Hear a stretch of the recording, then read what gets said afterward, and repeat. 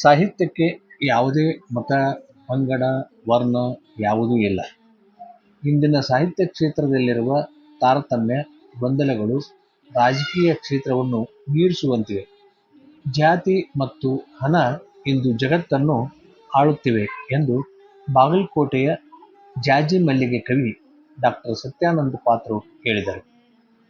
ಅವರು ಸೋಮವಾರ ರಬಕವಿ ಬನಹಟ್ಟಿ ಸರ್ಕಾರಿ ಪ್ರಥಮ ದರ್ಜೆ ಮಹಾವಿದ್ಯಾಲಯದಲ್ಲಿ ಕನ್ನಡ ಸಾಹಿತ್ಯ ಪರಿಷತ್ತು ಬೆಂಗಳೂರು ಜಿಲ್ಲಾ ಘಟಕ ಬಾಗಲಕೋಟ್, ತಾಲೂಕು ಘಟಕ ರಬಕವಿ ಬನಹಟ್ಟಿ ಇವರು ಹಮ್ಮಿಕೊಂಡಿದ್ದ ಲಿಂಗೈಕ್ಯ ಆರ್.ಎಸ್. ಹುಲಗಬಾಳಿ ದತ್ತಿ ಉಪನ್ಯಾಸ ಕಾರ್ಯಕ್ರಮದಲ್ಲಿ ಹುಲಗಬಾಳಿ ಚರಣಶ್ರೀ ಪ್ರಶಸ್ತಿ ಸಮಾರಂಭದಲ್ಲಿ ಪ್ರಶಸ್ತಿ ಸ್ವೀಕರಿಸಿ ಮಾತನಾಡಿದರು.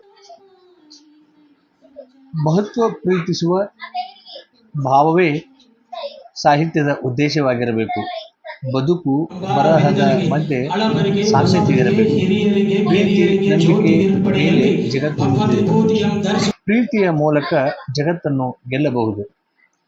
ಪ್ರಶಸ್ತಿಗಳನ್ನು, ಅವಕಾಶಗಳನ್ನು ಹಂಚಿಕೊಳ್ಳುವ ಕಾಲವಾಗಿದ್ದು ಒಳ ಒಪ್ಪಂದ, ಹೊರ ಒಪ್ಪಂದ ಹೆಚ್ಚಾಗಿದೆ. ಪ್ರಶಸ್ತಿ ಅವಕಾಶಕ್ಕಾಗಿ ಬರೆಯುವುದು ಬೇಡ ಎಂದರು. ಈ ಸಂದರ್ಭದಲ್ಲಿ ಡಾಕ್ಟರ್ ಎಸ್. ಖಾನಾಪುರ ಮಾತನಾಡಿ, ಡಾಕ್ಟರ್ ಸತ್ಯಾನಂದ ಪಾತ್ರೋಟ್ ಅವರ ಸಾಹಿತ್ಯವು ಸಮಕಾಲೀನ ಸಮಾಜದ ಸಮಸ್ಯೆಗಳು ಮತ್ತು ಮನುಷ್ಯ ಸಂಬಂಧಗಳ ಮೇಲೆ ಬೆಳಕು ಚೆಲ್ಲುತ್ತವೆ.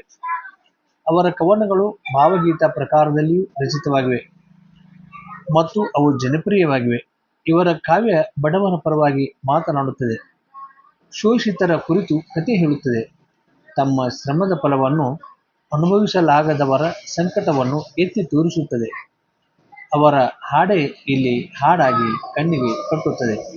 ಇಂಥವರ ಬದುಕನ್ನು ಅಭಿವ್ಯಕ್ತಿಸುವಲ್ಲಿ ರೊಚ್ಚು, ಆವೇಶಗಳಿಗೆ ಬದಲಾಗಿ ಸಮಚಿತ್ತದ ಹುಡುಕಾಟದ ಕರುಳರಿಯುವ ವ್ಯಂಗ್ಯವನ್ನು ಕಲಾತ್ಮಕ ನೆಲೆಯಿಂದ ಚಿತ್ರಿಸಿವೆ ಎಂದು ಹೇಳಿದರು. ಹಿರಿಯ ಸಾಹಿತಿ ಪ್ರೊಫೆಸರ್ ಜಯವಂತ ಕಾಡದೇವರ್ ಮಾತನಾಡಿ, ದಿವಂಗತ ಆರ್.ಎಸ್. ಹುಲಗಬಾಳಿಯವರು ಗುರುಗಳಾಗಿದ್ದರು. ಅದ್ಭುತ ಓದುಗರಾಗಿದ್ದ ಅವರು ಪ್ರತಿಯೊಬ್ಬರನ್ನು ಪ್ರಶಂಸಿಸುವ ಗುಣ ಹೊಂದಿದ್ದರು. ಆದರ್ಶ ಶಿಕ್ಷಕರಾಗಿ ಪ್ರತಿಯೊಬ್ಬರಿಗೂ ಮಾರ್ಗದರ್ಶಕರಾಗಿದ್ದರು. ಅಂತಹವರ ಹೆಸರಿನ ಪ್ರಶಸ್ತಿ ಡಾಕ್ಟರ್ ಸತ್ಯಾನಂದ ಪಾತ್ರೋಟ್ ಅವರು ಪಡೆದುಕೊಂಡಿರುವುದು ಸಂತಸ ತಂದಿದೆ ಎಂದರು.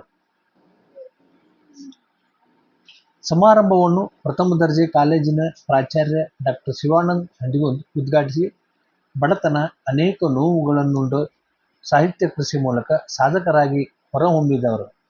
ಅಧ್ಯಕ್ಷತೆ ವಹಿಸಿದ್ದ ಕನ್ನಡ ಸಾಹಿತ್ಯ ಪರಿಷತ್ತಿನ ತಾಲೂಕು ಘಟಕದ ಅಧ್ಯಕ್ಷ ಮಕ್ರ ಮೇಗಾಡಿ, ಶಿಶುವಿನಹಾಳದಲ್ಲಿ ಸಾಹಿತ್ಯ ಅಕಾಡೆಮಿಯು 2000ನೇ ಇಸ್ವಿಯಲ್ಲಿ ಹಮ್ಮಿಕೊಂಡಿದ್ದ ಕಾವ್ಯ ಕಮ್ಮಟದ ಸಂದರ್ಭದಲ್ಲಿ ಡಾಕ್ಟರ್ ಸತ್ಯಾನಂದ ಪಾತ್ರೋಟ್ ಅವರು ಮಾರ್ಗದರ್ಶನ ಮಾಡಿದ ಕ್ಷಣಗಳನ್ನು ನೆನಪಿಸಿಕೊಂಡರು.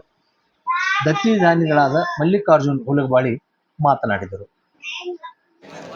ಮುಖ್ಯ ಅತಿಥಿಗಳಾಗಿ ದಂತವೈದ್ಯ ಡಾಕ್ಟರ್ ಬಸವರಾಜ ದಂಗಿ, ಬಸವ ಸಂಪದ ಅಧ್ಯಕ್ಷ ಕಿರಣ್ ಆಳ್ಗಿ ಆಗಮಿಸಿದ್ದರು.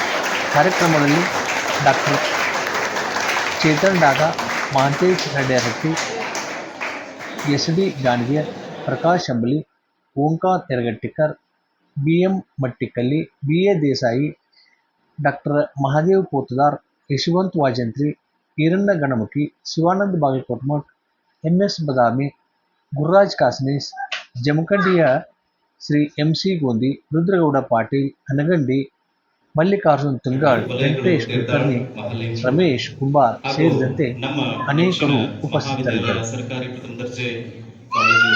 ಕನ್ನಡಮ್ಮ ನ್ಯೂಸ್ ಎಕ್ಸ್‌ಪ್ರೆಸ್‌ಗಾಗಿ ವರದಿ ಯಶವಂತ್ ವಾಜಂತ್ರಿ. ಹುಲಗಬಾಳಿಯವರ ಸ್ಮರಣಾರ್ಥ 9:10 ಕೊಡಬಿಸ್ಕತ್ತು.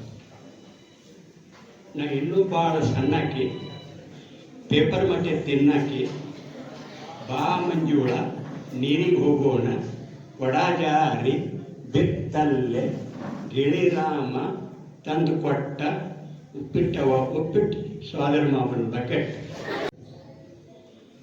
ದೇವನ ಮನೆ ಇದು ಈ ಜಗವೆಲ್ಲ, ಬಾಡಿಗೆದಾರರು ಜೀವಿಗಳಲ್ಲ ಎಂಬ ಹಾಡನ್ನು ಬರೆದು ಕರ್ನಾಟಕದ ತುಂಬ ಖ್ಯಾತಿ ಪಡೆದಂಥ ಬಗೆ ಯರಗಟ್ಟಿಯವರ ಗುರುಗಳು.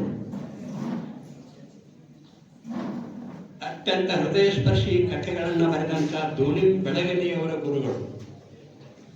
ಕರ್ನಾಟಕದ 2ನೇ IGP DGP ಆಗಿದ್ದಂಥ ಶಂಕರ್ ಬಿದರಿಯವರಿಗೆ ಅವರು ಗುರುಗಳು.